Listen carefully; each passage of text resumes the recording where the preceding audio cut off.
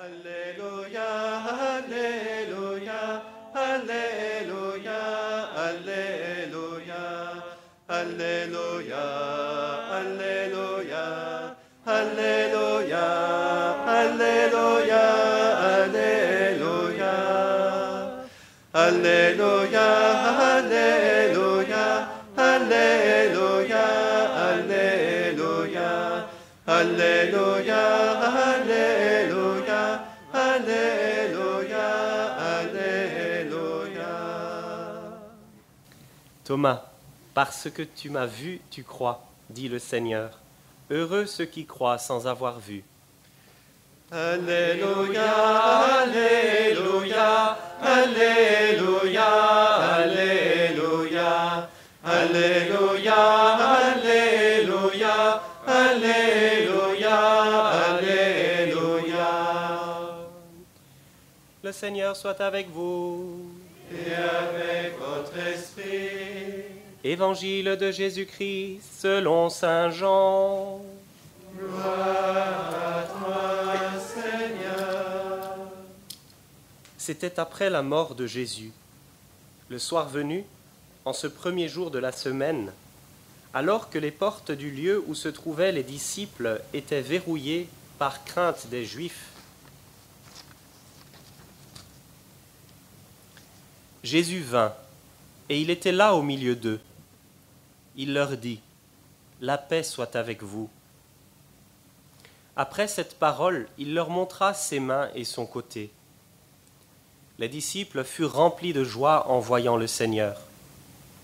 Jésus leur dit de nouveau : « La paix soit avec vous. De même que le Père m'a envoyé, moi aussi je vous envoie. » Ayant ainsi parlé, il souffla sur eux et il leur dit : « Recevez l'Esprit Saint. À qui vous remettrez ses péchés, ils seront remis. À qui vous maintiendrez ses péchés, ils seront maintenus. » Or, l'un des 12, Thomas, appelé Didyme, c'est-à-dire jumeau, n'était pas avec eux quand Jésus était venu. Les autres disciples lui disent : « Nous avons vu le Seigneur. » Mais il leur déclara : « Si je ne vois pas dans ses mains la marque des clous, si je ne mets pas mon doigt dans la marque des clous, si je ne mets pas la main dans son côté, non, je ne croirai pas. » 8 jours plus tard, les disciples se trouvaient de nouveau dans la maison, et Thomas était avec eux. Jésus vient, alors que les portes étaient verrouillées, et il était là au milieu d'eux. Il dit : « La paix soit avec vous. » Puis il dit à Thomas : « Avance ton doigt ici, et vois mes mains. Avance ta main, et mets-la dans mon côté.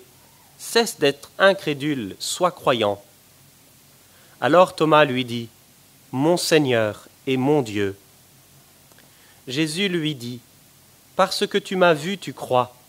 Heureux ceux qui croient sans avoir vu. » Il y a encore beaucoup d'autres signes que Jésus a faits en présence des disciples et qui ne sont pas écrits dans ce livre. Mais ceux-là ont été écrits pour que vous croyiez que Jésus est le Christ, le Fils de Dieu, et pour qu'en croyant, vous ayez la vie en son nom. Acclamons la parole de Dieu. Louange à toi, Seigneur Jésus.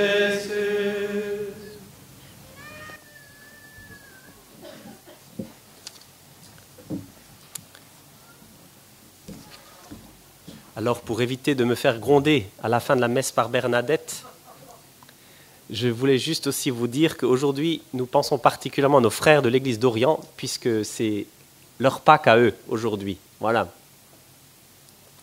J'ai accompli mes devoirs. Alors, dans cet évangile, il est intéressant de noter les mots qui sont employés au début, et d'ailleurs même un peu plus loin d'ailleurs. Le soir venu, alors que les portes étaient verrouillées par crainte des Juifs. Nuit, fermeture, peur. Comme au premier jour du monde, après le péché, les apôtres se cachent, comme Adam et Ève. Or, c'est bien là que vient Jésus. La nuit, la fermeture du cœur, la peur ne peut pas le retenir. Et c'est bien ce qu'il nous propose de vaincre en nous, les ténèbres, l'obstination du cœur et la peur. Alors, comment le fait-il ? Eh bien, Jean nous dit, il souffla sur eux. Et là encore, peut-être que vous pensez tout de suite au commencement du monde à nouveau, parce que par sa résurrection, Jésus inaugure la nouvelle création.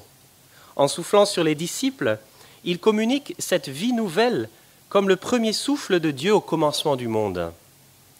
La nouvelle création en Jésus-Christ, eh bien, elle se réalise par la puissance de l'Esprit Saint dans le pardon. Parce que vous avez bien entendu que l'Esprit Saint est lié au pardon des péchés. Chaque fois que j'accepte de pardonner, eh bien, je contribue à la croissance de la nouvelle création. Parce que seul le pardon peut mettre fin à la violence et à la peur. C'est le secret de notre foi. Rien ne peut vaincre le pardon. Parce que le mal, eh bien, il y trouve comme une impasse dans laquelle il ne peut plus continuer sa route. Et le pardon, eh bien, doit alors nous faire goûter cette vraie paix intérieure qu'offre Jésus chaque fois qu'il vient à la rencontre de ses disciples. La paix soit avec vous. Il est bien le seul qui peut nous offrir cette paix véritable à laquelle l'humanité tout entière aspire. Et même la création. Saint Paul nous dit que la création gémit. Elle passe par les douleurs d'un enfantement qui dure encore. Et nous aussi, en même temps, nous gémissons. Nous avons commencé à recevoir l'Esprit. Commencé seulement.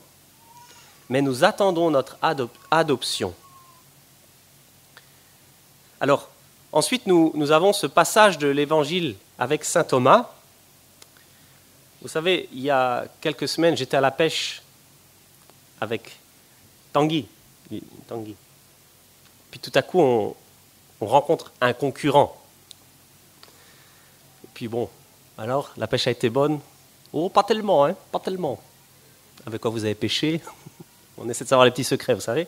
Puis tout à coup, il regarde Tanguy, il dit « Je te connais, toi, t'es pas allé en prison. » C'est un ancien gardien de prison. Puis on continue la conversation. Puis quand on commence à parler de qui nous sommes, et je lui dis, si vous voulez, vous êtes bienvenus une fois à la messe, chez nous le dimanche, vous êtes le bien. Oh, moi, ces histoires, je suis un peu comme saint Thomas. Hein. Vous voyez, saint Thomas, c'est celui qu'on utilise dès qu'on veut justifier qu'on n'a pas la foi. Et pourtant, on n'a rien compris à saint Thomas, parce que c'est exactement le contraire qui va se passer. Alors voilà, après la petite intermède d'histoire, je reviens sur mon texte. Donc je vous disais que saint Thomas, il nous aide à comprendre ce mystère du pardon. Vous ne voyez peut-être pas où je veux en venir. Hein. Eh bien, parce que le pardon, il découle des plaies du Christ. Dans ces plaies, le Christ a absorbé, continue même d'absorber le mal et le péché. Et on comprend que Thomas, il ait du mal à croire. Parce que vous avez remarqué qu'il ne demande pas à voir le Christ ressuscité. Hein? Il a dit, je veux voir ses plaies. Et même plus que voir, je veux toucher. C'est un peu crade quand même. Hein? Je veux toucher. Eh bien, c'est parce que c'est bien ça le point de difficulté de Thomas. Mais comment une telle souffrance peut-elle nous racheter ? Comment le Sauveur, le Messie, peut-il endurer une telle humiliation ? Il connaît l'Écriture. Maudit soit celui qui pend au bois de la croix, dit le Deutéronome, si mes souvenirs sont bons. Son idée de Dieu, eh bien, ne correspondait pas avec ce qu'il avait vu de Jésus dans la Passion. Et il doit donc mettre vraiment ses doigts dans les trous, sa main dans le côté, pour croire que c'est bien vrai. Il veut voir, il veut toucher.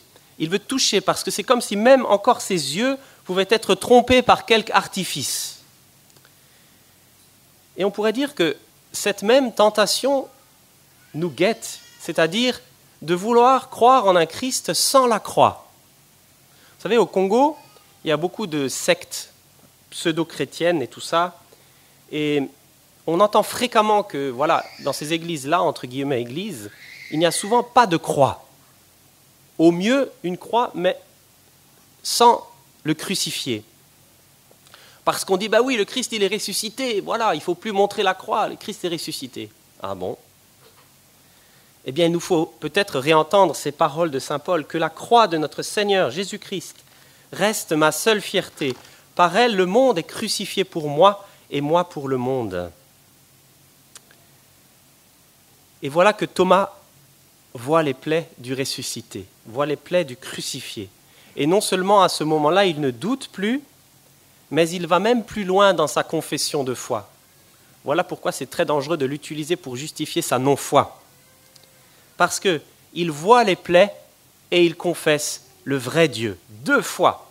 Mon Seigneur et mon Dieu.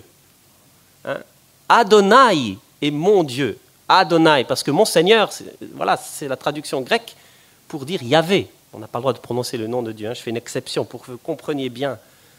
Adonai est mon Dieu. Et il comprend désormais que ce Dieu si puissant auquel il rêvait ne propose qu'une puissance d'amour infini qui se révèle dans les plaies du Christ. Par ses blessures, nous sommes guéris, nous dit saint Pierre. Oui, par ses blessures, parce que ces blessures sont celles d'un Dieu. Nous sommes guéris, parce qu'elles sont la source infinie de la grâce et du pardon. Et d'elles coule cette grâce de miséricorde, cette source infinie du pardon que le Seigneur nous offre pour abreuver notre monde assoiffé de justice et de paix. Alors en ce jour du dimanche de la miséricorde, laissons cette source irriguer notre cœur altéré, notre cœur desséché, et ouvrons toutes grandes les portes de notre cœur pour y laisser entrer le ressuscité.